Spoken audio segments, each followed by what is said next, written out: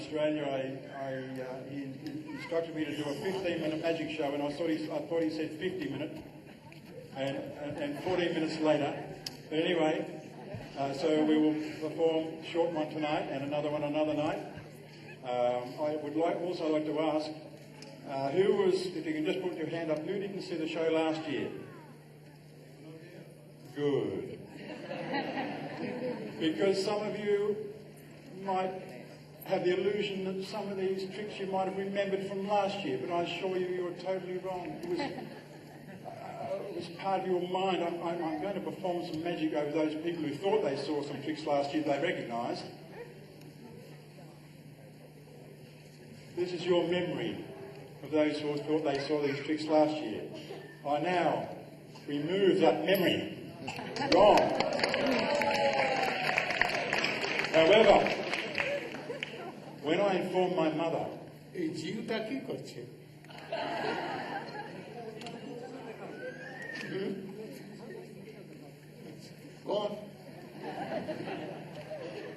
however, do not hide your enthusiasm and your applause and your appreciation for Gurudev's pleasure of this show, because when I go home,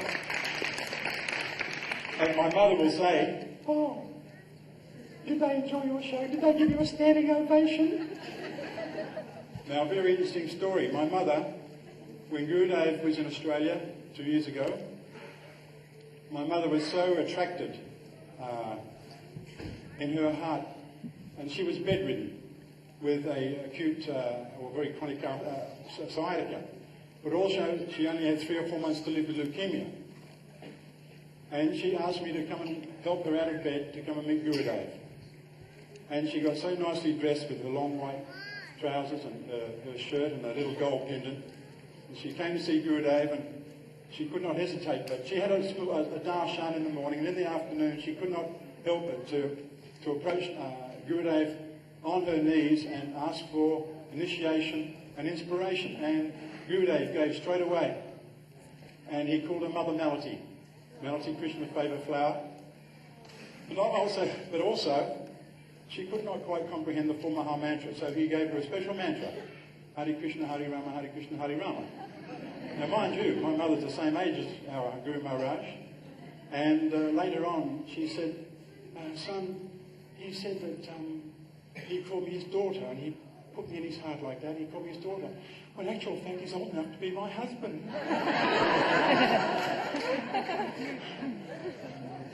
Anyway, she appreciated it. But she asked me, she said, what is this connection, Guru and disciple? And I said, well, Mother, I will try to explain, but there is no such thing as perfect example. So the best I could do was this. Very perverted example. This symbolised Krishna, our Gurudev, same. Never ending, perfect love. This is us, or my mother. I said, Mother, when you came, a lot of people are knocking at the door. But you have to. You made connection like that. And you're very fortunate to stay in that connection. Some people join, get connected. Sometimes they fall away like that too. May I have a volunteer who's not afraid to die?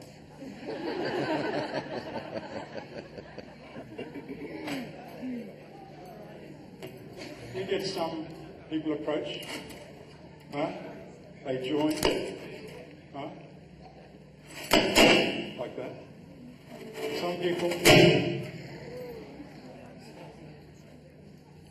fall, like that. Where's my volunteer? Don't be afraid to approach. You okay? Yeah, kind of. Said your prayers? Yeah. Huh? I'm a little scared. Because those that do fall down, oh, excuse me, you didn't say anything. Just give me this knife. Just give me this knife. Just look at Gurudev. Just look at Gurudev. Just look at Gurudev. No, just relax, it'll be alright. You must try and hurt a bit. No, get up. Stand up.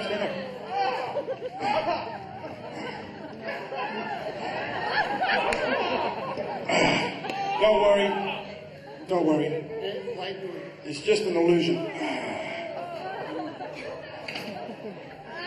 See? You're all right. Huh? You can go and wipe that plate off there. Very cruel. Now this magic show, it's going to start off like a locomotive. Very slow. A bit faster. Then I really go loco. And then I said to Mother Malati, but what is this connection from Krishna to Lord Chaitanya to Gurudev today? I said, Parampara. I said, Mother, it's like this. Krishna.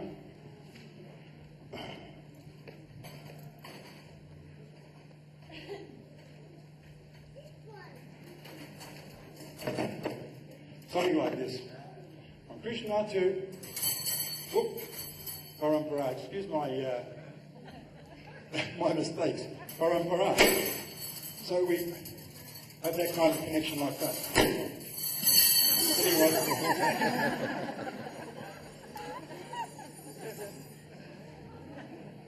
I have 3 pieces of rope. Now, can someone offer me an example of something that's free in Vedic philosophy? Huh? 3 modes of material nature. You sure? You don't want to change your mind? You happy with the mind you've got? Okay. Mode of ignorance. Mode of passion. Mode of goodness. Hopefully we're striking for this one. So,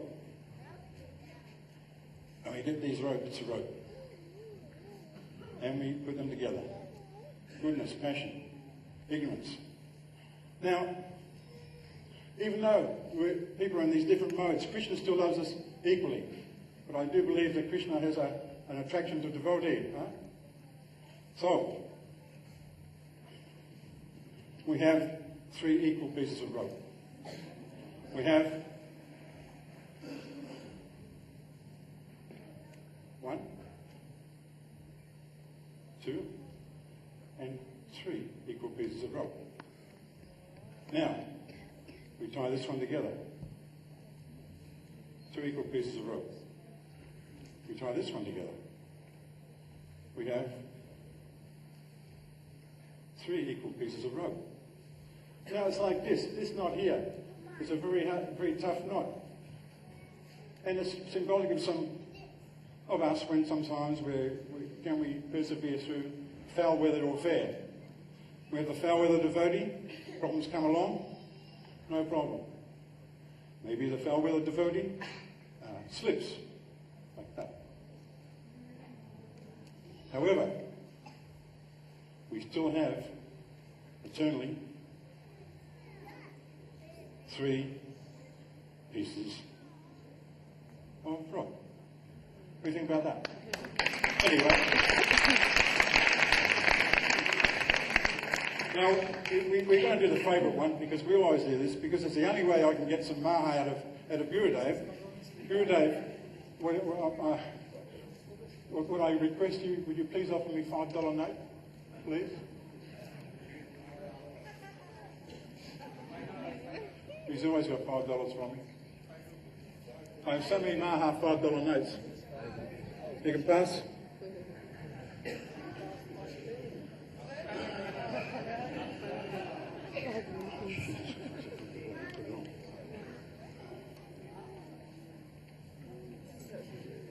Oh, thank you. Actually, it's a picture of my mother. Australian, very colourful money, as you can see. Plastic too. You can wash it, but don't iron it. So, watch very carefully. We fold this in half. Don't take your eyes off it. As you can see, empty hands. We fold in half again. And we fell in half again. And then, magically,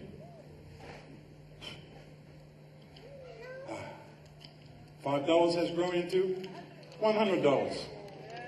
Okay, when you think about that. You never seen that one before, have you? Now, if I have another volunteer, hang on.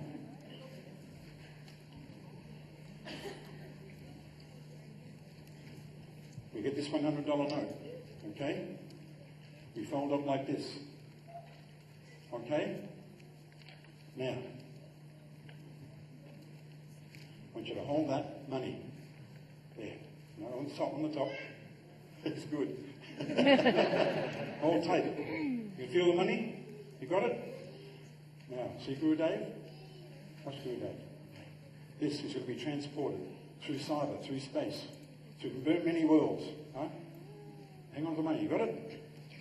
1, 2, 3. To Gurudeva. Now, Gurudeva, this might take a few seconds from you're from another dimension. But if you were to check out your, let me see, your left pocket, please.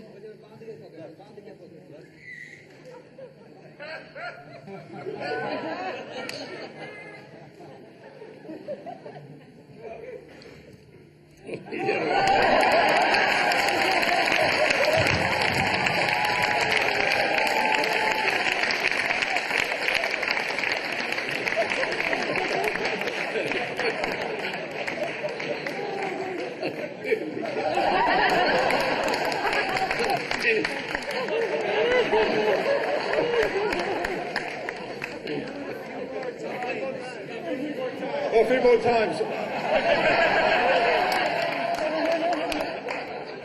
The festival's not over yet. We have more, another night, as if you wish.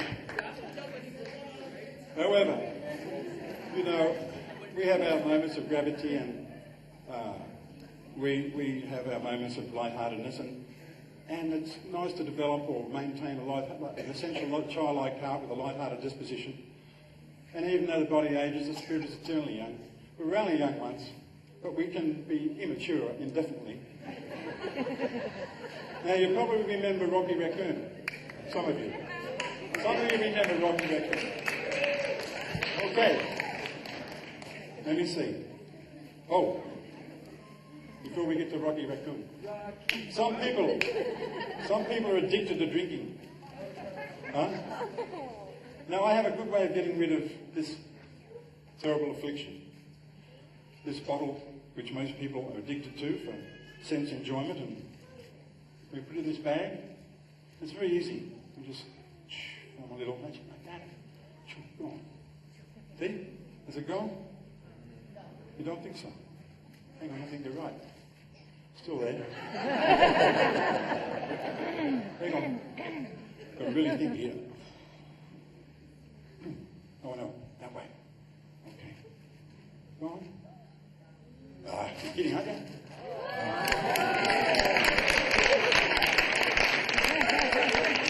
Now, Rocky Raccoon, when we were in Russia with the Swamis 2 years ago, Rocky got out and he went to a place called Chernobyl, where they had a nuclear meltdown. Guru Maharaj, you remember Chernobyl? Anyway, Rocky mated. And I have Rocky's son, Rocky Raccoon Jr., here tonight. And he tells me there's nothing, he tells me he's a little bit deformed, but I love him so much I don't see any imperfections.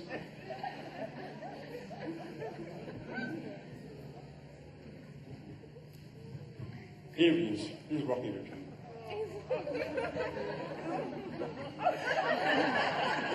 But he said there's something wrong with him, and I think he's lying. I can't see anything wrong with the little fella saying he's from Chernobyl. I don't see any deformity. Anyway, this is Rocky Raccoon. You know what he does if he loves you? Huh? If he loves you, you watch. Oh, quick. You naughty boy. Anyway, Rocky's very shy, actually. Come here, Rocky, come back.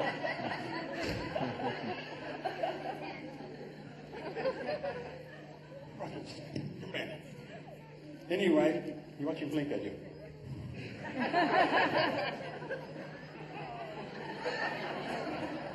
Loves good, eh? He loves the girls too, I'm a bit worried about him. Actually, I'm not worried about him. He loves the girls, he's a good boy. Anyway, quick story about Rocky Raccoon. Oh no, we'll come back to the original Rocky Raccoon. We were flying from, with the Swamis, Narayana and Bhakti from Washington to Switzerland. I had the window seat. Rocky was down here. Bhakti there on the aisle seat. And Rocky, you got your seatbelt on? Not a problem, he said, not a problem.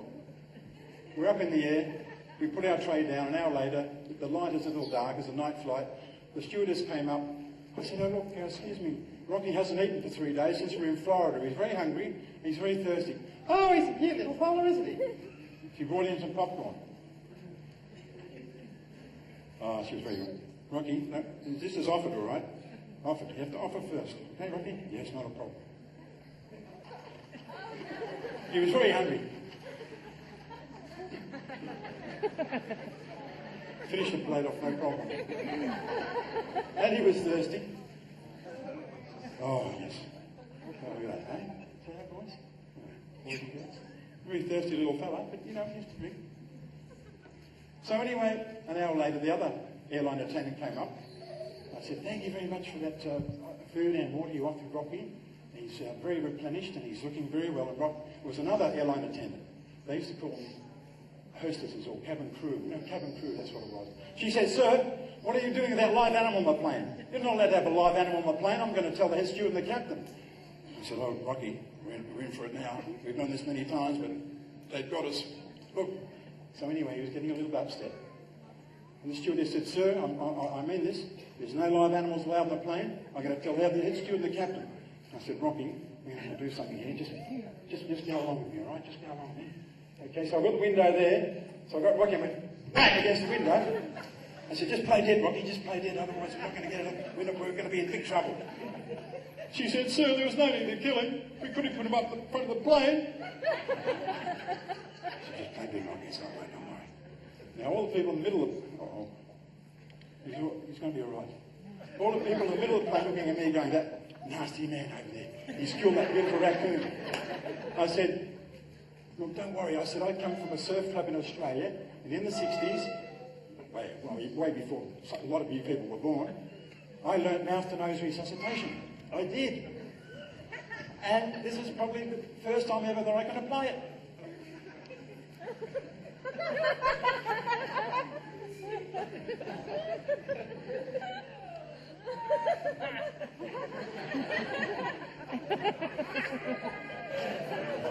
Thank you, Ramesh. Give it up, Ramesh. Oh. Everyone's looking like that. Silent. I said, Rocky. You okay, Rocky? Oh, wonderful. Rocky's done good. I said, Rocky, get in the bag. You're in big trouble. Okay. What smells around here? Oh, how did you get in here? God, get out of here. Now, there's going to be more. We get better, hopefully, in a couple of months' time.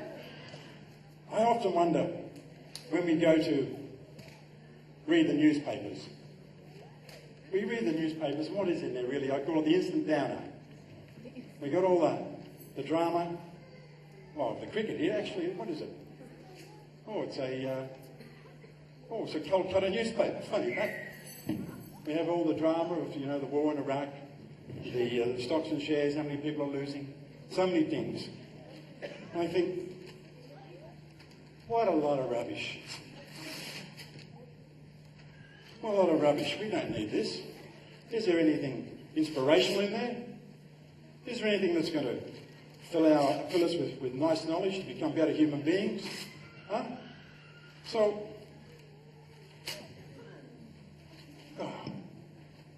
I throw it all away. Okay. And I wonder, Wouldn't it be nice to go to the newsagent sometime or to some place where you can buy something with a little bit of value and it comes out like, when you open the page, it comes out like this? Whoop. Whoop. That'd be nice, wouldn't it? Huh? Wouldn't that be nice?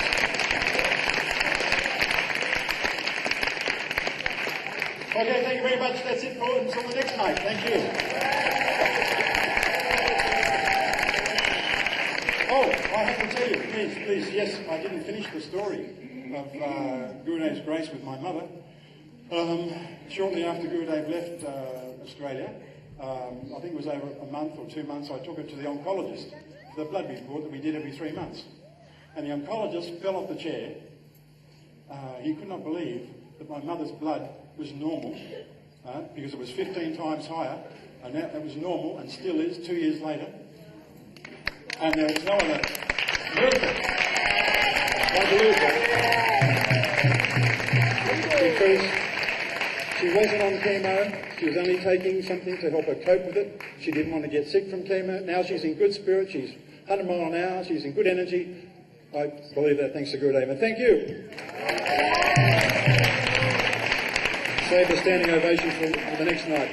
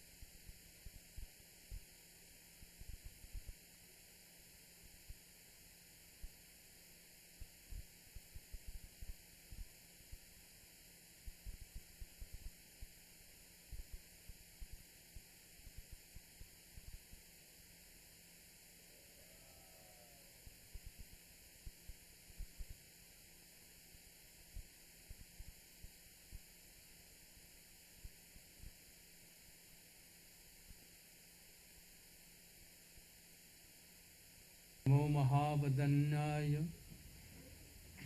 Krishna प्रेम प्रदायते कृष्णाय कृष्ण चैतन्य नाम्ने गौरतिशे गुरवे गौरचंद्राय राधिकाय उत्तरालये कृष्णाय कृष्ण भक्ताय तद्भक्ताय नमः।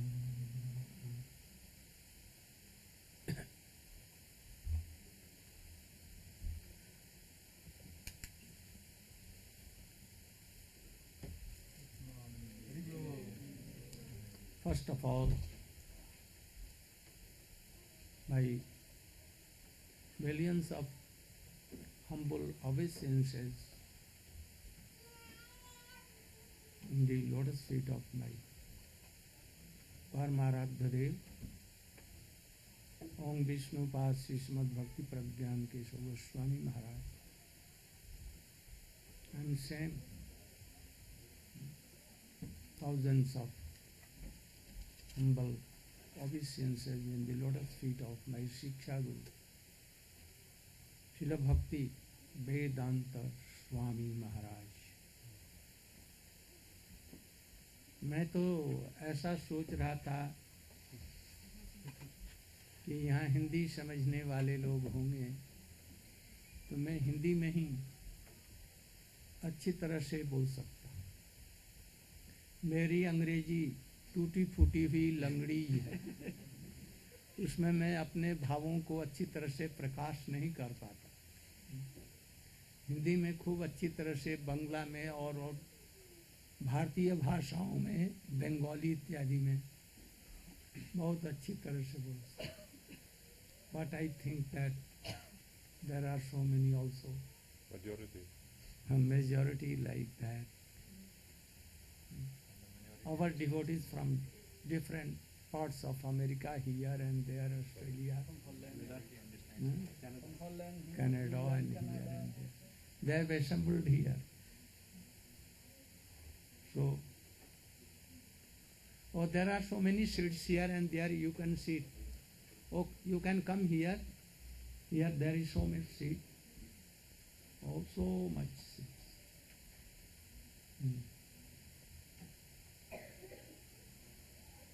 So, I will have to speak in English.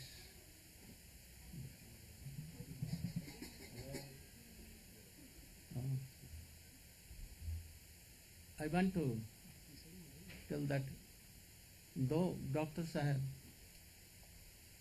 what? Mukesh ji had introduced me, but yet something I want to tell you, that when I joined for this life in 1946, there was so much relation from Swamiji, Bhakti Vedanta Swami Maharaj. At that time he was Abhaycharan. But very soon I received from my holy master renounced order sannyas. And he after me, so I am senior in sannyas. I am Bhakti Vedanta Narayana. And he is Bhakti Vedanta Swamiji, junior. But he is my Shiksha Guru. Because he is a god brother of my Guru, junior to my god brother, to my Gurudev. They were bosom friends, very friends. So, that Swamiji, Abhaycharan Prabhu, took sannyas from my Gurudev in Mathura, in Keshavji Gaudiya Math. And I was priest, man priest. I made his danda, door coffin, cloths. And I taught him how to use these things. Fire sacrifice also, and also everything. And when he came to America, in New Jersey or here and there. New York. He always requested me to come and to preach with him. But I was that time engaged in the service of my holy master. I always helped him. A bundle of books I sent from New Delhi. So many deities. Mridanga Kartal. What he needed. Even he was very fond of sweets of Mathura, Peda. And I used to send him also. Oh, 5 kilos, 10 kilos like that. Also you should know that in his last date, when he was going to pass away from this world, he called me from Mathura. I went to Vrindavan. And with weeping, melting heart, he took my hands in his hands. And he told that, oh, you should forgive me for my offenses that I have done to you or my God brothers. I have done something wrong. I told that, no, you have done nothing wrong. Something is done, but it is not so wrong. So, then he told that, I want that, I request you should give my samadhi here with your own hand, because you are perfect in all these things. I want that by your own hand you should do. There were so many his God brothers and his all Disciples. GBC disciples were there, but he, in front of them, he requested to do. I told, I accept your proposal. I did so. And he requested me that you should kindly help my devotees. I have brought them from various countries. They are quite young. I think that I wanted to train them, but I could not train. So please help them. I told, yes, I accept also. I will do. And for this I came. I have not come for money, that so many persons, even Prime Minister comes to bake something in America, but I have not come. I have come from a very high, wealthy India. That if I will give you one drop of that thing, Vedic cultural things, pure bhakti, your life will be successful. And you will be happy forever. It is guaranteed. You have come from, so many come from India for wealth, to collect some money. But I have not come for that. I am very richest India. Oh, you know, Gita,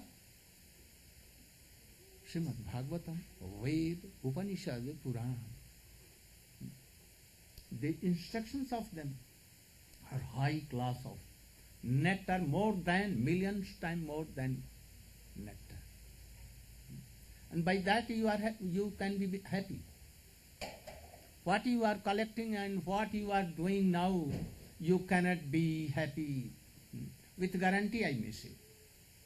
Never, never you can be happy. And you can realize self. Are you happy? Can you cross old age? Coming very soon. Your children, where we like, now you have gone to 40, 50, 60, and very soon old age will come. You cannot control, and death will come. You cannot be happy. So if you will follow the instructions of Gita Bhagavatam, you can be happy. Whole world is now requires this. They want to follow and to be happy. No problem if you are in family life even. You should be there. But why you cannot chant Hare Krishna or any name of Krishna or God, Supreme Personality of God? Any name. Oh, even walking, driving, without mala, with mala, loudly, in heart, in mind, even taking bath, after taking bath, no problem at all.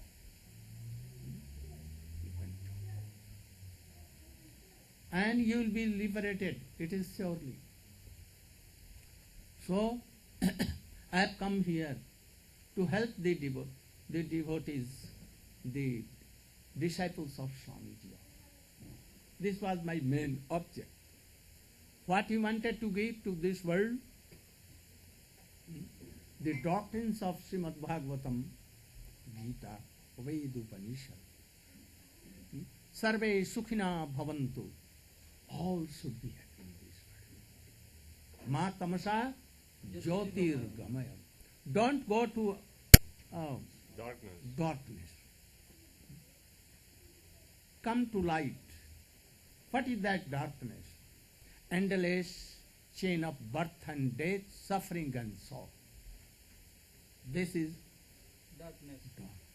And what is light? To realize soul.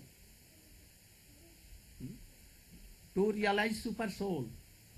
And what is the relation between Supreme Lord and myself? And that is love. Without love, we are nothing. Perhaps you have heard that love is God, God is love. But not what? Lust. Not lust. Lust is different from pure love. In this world only lust is there. No love, pure love and affection. So our Ved, Upanishad and all literatures, Vedic literatures, give this instruction. How to be happy in this life and after that life. You are thinking that you are this physical body, but this is like a garment. When it will be rotten, you will have to give up. If you don't like to give up, but forcibly, you will have to give up. Krishna has given this very beautiful, this body only to realize soul and super soul and the relation between Supreme Lord and soul. Not for eating, drinking and be merry like hawks and pigs and dogs. In comparison to these animals, we are like animals, more than animals. Because they cannot fight with bombs and atoms and so many things. But we do. So, Krishna has given mercifully this beautiful form, that in this form we can realize super soul. We can hear Gita Bhagavatam, the teachings of high class of devotees, we can. But we have no time at all. Anyhow, only 24, 25, you local devotees have come.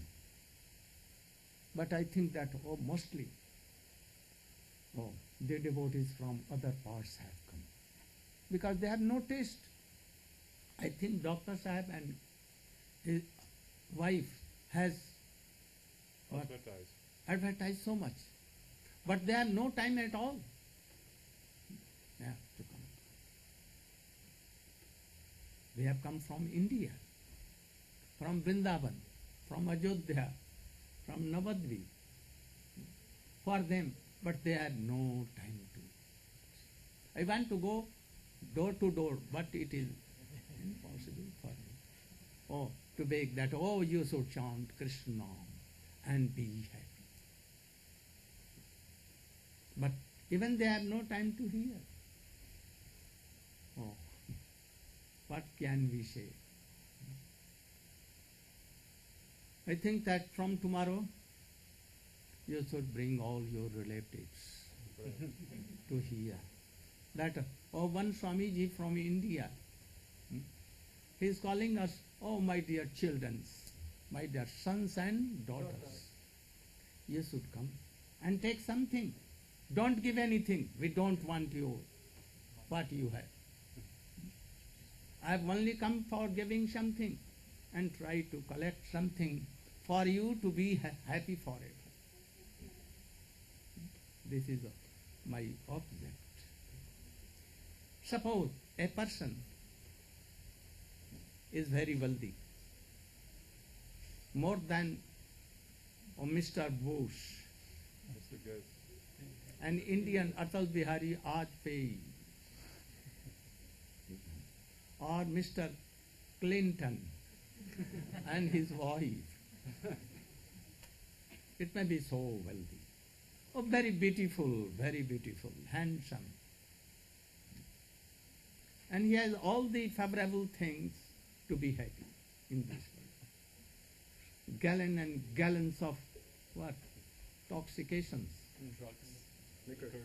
Liquors, wine, ocean, smoking, meats, acts, everything. Oh, very beautiful. 106 stories of buildings. So many things. Golden ornaments, everything you have. Then what is the need of doing bhajan? Oh, Pundarik Prabhu, he should explain something about this in brief, in an attractive way.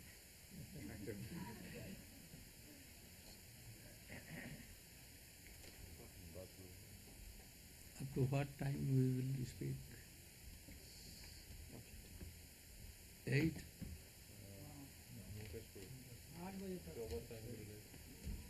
8 or 11? Not like 8.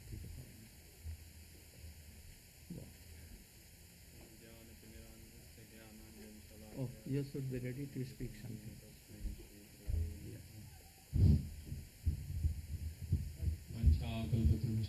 Be ready after again.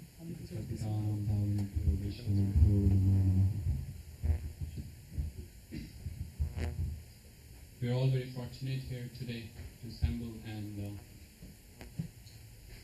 we have this very nice divine opportunity to hear from Srila Gurudeva, and He's mercifully ordered me to speak about this point, which is actually concerning all of us very deeply, very closely. Those who are here, all of them, and those who are not here, for them as well. Actually, it's for every living being who is existing in the creation. More so for those who have taken to human form of life. The proposition is a person who is having everything he is desiring in his life: money, wealth, possessions, cars, buildings, friends, family, children, everything. So, for such a person, definitely it's thoughtful that whether he needs to really worship God or not. Because he already has what he wants. So there's no need for him to beg. And why worship God? But if we closely watch and observe the whole world around us, then we see the reality is ironic. Why? Because for the mass at large, all these things are simply desiring. They have not obtained it. They are calculating. This is how I want and this much I want. But they have not attained it. So there's very few numbers of persons who actually may claim that they do have these things. So for the rest, there's obvious reason that they must engage in worshipping the Supreme Person. Now those who have, they have this physical body first of all, and in this physical body, there are some natural propensities which are equally affecting everyone, regardless of their position in the material world. Mr. Bush also feels hungry. He has to eat. And we heard that a few months back, when this whole thing about September 11th attack was going on, then he ate some cookie and he fainted just by eating a cookie, and there was a big news about that. So, if that can happen to him, then what is the guarantee that it won't happen to anyone else?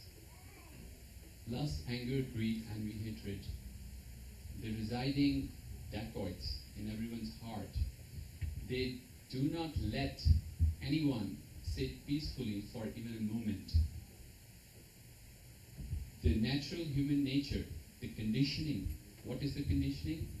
Want more, want more, want more. Always completely unsatisfied. If we look back in the history in the past, there have been many great kings and many great persons who actually were, we can say to some degree, were actually powerful. If we think of Hiranyakashipu, think of Raman, all these kings, they were really, really very strong. They were controlling the entire universe and all the affairs of this universe. They could order the earth, fire, ether, and all these different elements to reverse their actions, their activities. Even it is said that for Raman, Lord Yamraj, who is considered as the demigod of death, he was under his feet. That great, that powerful. All these people in this world who think that they have so many things, are they powerful enough to counter their death? No. They're scared. Every moment they are dying. And what happens? Every moment their enemies multiply. Their own family men, their own friends become their enemy. And they want to kill them, they want to stab in the back. They can't trust them, really. So they have so many procedures to protect them, to secure them. But this is the ignorance. They have least idea about their own real self, who they are. They're only trying to protect their cloth, which is this body, resulting in miseries. Anyone who is in this material world must suffer threefold miseries. This is the law of this nature. Without a fail. Everyone. And they're all going through these anxieties. Srila Maharaj in Srimad Bhagavatam, he says that Tat sadhu manya survajjadehinam sada samudvignadhyam asadgrahata hitvatmapatam grihamandakupam vanam gato jat harim ashvarita. He's speaking to his father who has asked him a question that, oh my dear child, please tell me, what is the best of the knowledge which you have learned from your teachers? Prahlad Maharaj being just 5 years old at that time, and Hiranyakashipu, the powerful king controlling the whole universe, his father is inquiring. And the boy gently, sweetly is replying that, oh, best of the demons, to his father. And the father is becoming very proud that, oh, my child, he is knowing my position. Best of the demons. This is the consciousness. Sometimes when we preach and we tell people that, oh, be careful what are you doing in your life, you're eating meat, what will be the result? You'll end up becoming animal next life. And then they become so covered, so deeply covered in the mode of ignorance, they say, no problem, what is the harm in becoming an animal? They are ready to become animals. In fact, they have so many arrangements now, especially here in America, to take care of their dogs. We all know that. It's a competition. Now, even when we see sometimes here and there some advertisements, so there are advertisements for the breakfast of dog. So we can see where human civilization is heading towards. The human form of life, which was meant to discuss about Athato Brahma Jigyasa. Discover yourself, who you are, try to realize yourself and try to realize the eternal goal for which you have been given this wonderful vehicle of human body. The intelligence with which you can really understand this transcendental subject matter, we are using in becoming animals. So Prahlad Maharaj is implying that Tatasadu Banne Asurvajjidehinam Sada Samudviknadhyam Asad Grahata. Those people who have taken to the false conception of life as real. What is that false conception of life? Identifying oneself with this material body, thinking that we are this body, and thus making all the plans in their life simply to please and comfort this body. They cannot tolerate any pain or discomfort, and for that reason, they're ready to retaliate in any manner whatsoever. They can kill anyone, they can abuse anyone, they can insult anyone, they can cheat, they can steal, whatever. They don't really care. But what is happening? Their position is like a person who is trapped in the blind well. So we'll hear the small example analogy which Srila Maharaj is giving, comparing our precarious situation in this material world. And if we can hear carefully and realize and try to understand actually it's we who are in that well, then maybe by the grace of Lord, by the inspiration within and by the mercy of His pure devotees, we can come to our senses and start making serious endeavors to what we should be doing. There was a person, and this person, he was going in a forest. And when he went a little bit deep in the forest, he was chased by a lion. So now he was running for his life, running, where to go. And we can understand, we haven't had such experience, maybe some, but still, it seems a very difficult situation. A lion chasing. So he lost all his composure, and he's just running to save his life, not knowing which direction he'll really go or end up in. And as he's running, he found that there was one nice well where he could take shelter and be saved from that lion. But that well was dry, blind, there was no water. He was in great haste, so he jumped. Fortunately, there was a branch leaning over that well from a nearby tree. So he caught hold of those branches and hung himself down in that well. Now, he's hanging with his both arms, with both hands, holding that branch tightly, and the lion on the mouth of the well is roaring.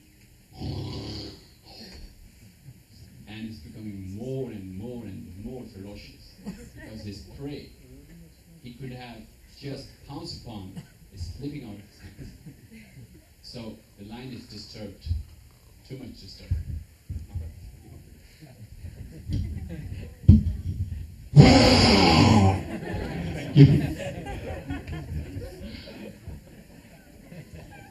Of course, here we can laugh, but when we hear that, we'll become jammed and stunned.